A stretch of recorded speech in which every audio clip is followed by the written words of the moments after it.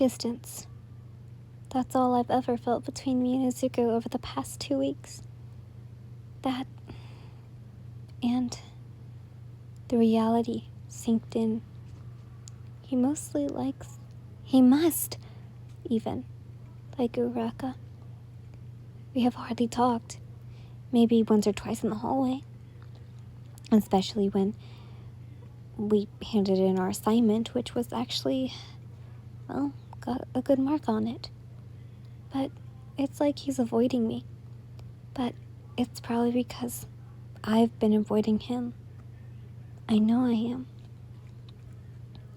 I sat at my desk, scratching a little, sighing into it, that I said to Izuku not long ago. You shouldn't go breaking things that aren't yours. Underneath had a small vase cracked in half, with hardly noticeable heart on it. I heard something shuffle before averting my eyes to see my froggy companion sitting on my desk. Hey, Yen, I've noticed that you and Midoriya haven't been talking like you usually do. I pull a, what are you talking about? Faces I knew all too well. She held her chin as if thinking, not looking at me. I'm so glad to have a friend like Sue, who notices the small details and ends up caring a whole lot to help. I know. How about tomorrow night? You and Midoriya go to the carnival. You know, the one on the pier? She asked about her brilliant idea. That would be nice. I trailed off, a small blush creeping onto my face. She tried to catch my eye, but Katsuki came and rested his head on my shoulder. What are you talking about? He asked, looking at my dusted pink face. I've planned Yin and Midoriya to go to the carnival tomorrow night to help build back their drifting relationship. I cringed at the word friendship as Katsuki just spat. Who cares about that damn nerd? He asked, disgusted at the thought. Can you be serious for a moment, Bakugo?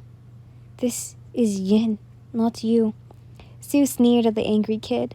He only rolled his eyes. Fine, only because Yin is my friend. I looked over to see him looking at the roof. Hey, I've got an idea. Sure.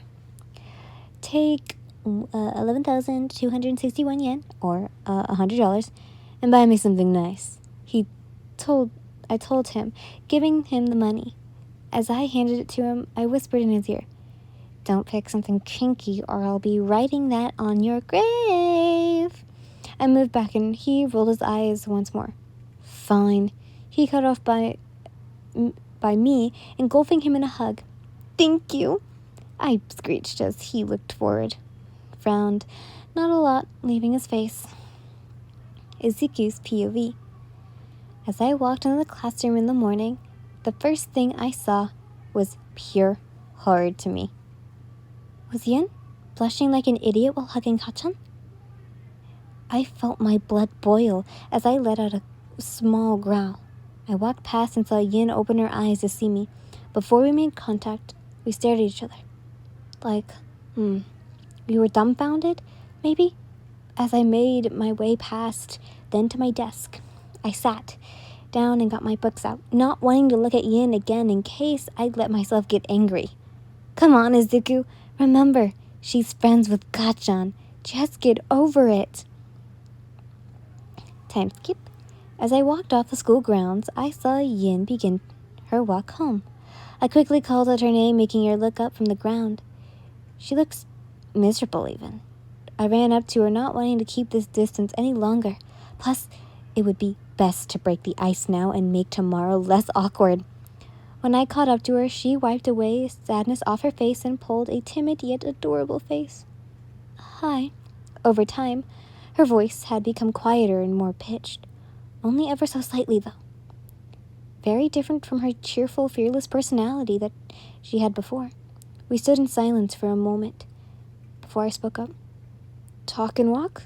A smile crept into my face as she looked down. I would love to. We began walking home as we generally did, though there was a lot of silent breaks throughout. Want to take a different route? I asked her as we reached a fork in the path. She looked at me confused. A longer way to the train station? So we can talk longer? I explained with a one-sided smile. Okay. She let out a whisper by accident as we began to walk up the path into a leafy small forest.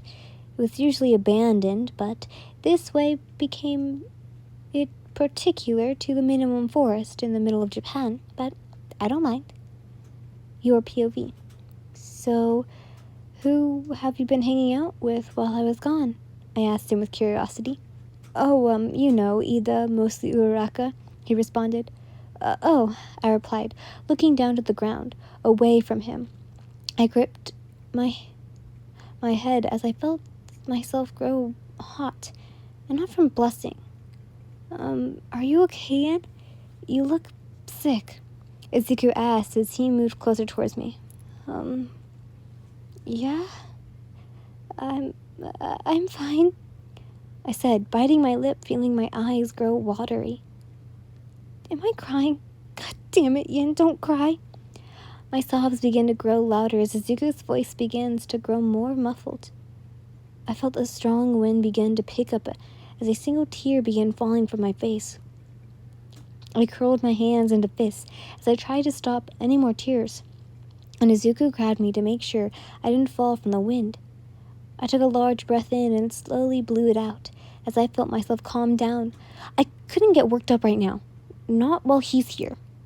As the wind slowed to a stop, I felt Izuku's grip loosen. What was that? It was my quirk. I cut him off. My body will control gases for me if I'm experiencing strong emotions. I can't help it, I explained, before he would start asking a billion of questions. What were you feeling then? He asked. I looked at him, like he was the dumbest person I've ever met. I'm just really tired, that's all, I said, before gripping my head one last time, trying to shake off the topic. He looked at me worried. He wanted to speak, but he stopped and shut his mouth before I led us to continue walking. Not long after, I feel myself stop. Something was grabbing my head, like a large hand. Izuku stopped and turned to me, his eyes wider than I ever thought. They filled with fear, and I slowly turned around to see a large, floating person in a large black cloak. I was filled with panic as I went limp from fear. Little did I know this encounter was going to change my path of my career for the worst.